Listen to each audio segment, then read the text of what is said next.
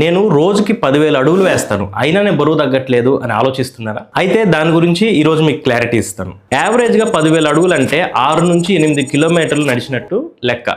మనిషి బరువును బట్టి క్యాలరీస్ అనేవి ఖర్చు అవుతాయి. ఫర్ ఎగ్జాంపుల్, మీరు ఒక 90 కేజీలు ఉన్నారనుకోండి, యావరేజ్గా 400 క్యాలరీస్ వరకు ఖర్చు అవుతుంది. మీరు 60 కేజీలు ఉన్నారనుకోండి, యావరేజ్గా 250 క్యాలరీస్ వరకు ఖర్చు అవుతుంది. అయితే మీరు ఒక 10,000 అడుగులు వేసి వచ్చిన తర్వాత టిఫిన్లో ఎటువంటి మార్పులు చేయలేదు. అదే 4-5 ఇడ్లీలు పల్లీ చట్నీ, అదే దోశలు పల్లీ చట్నీ లేదా కారం నెయ్యి. ఇది దాదాపుగా 600 నుంచి 700 క్యాలరీస్ ఉంటుంది. టీ కాఫీ తాగితే అది ఇంకా ఎక్కువ అవుతుంది. 10,000 అడుగులు వేస్తున్నారు కరెక్టే, కానీ ఆ తర్వాత టిఫిన్ మార్చట్లేదు, భోజనం మార్చట్లేదు. అక్కడ ఖర్చు పెడుతున్నారు, ఇక్కడ బ్యాలెన్స్ చేస్తున్నారు.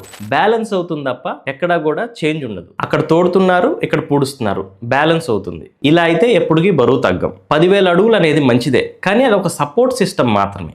కేవలం 10,000 అడుగులు వేస్తేనే బరువు తగ్గం. 80% మనం తీసుకునే డైట్లో మార్పులు చేయాలి. డైట్లో ఏం మార్పులు చేయకుండా 10,000 అడుగులు వేసినా 15,000 అడుగులు వేసినా కానీ ఉపయోగం ఉండదు. ఈ వీడియోని మీ ఫ్రెండ్స్ అండ్ ఫ్యామిలీ మెంబర్స్కి షేర్ చేయండి.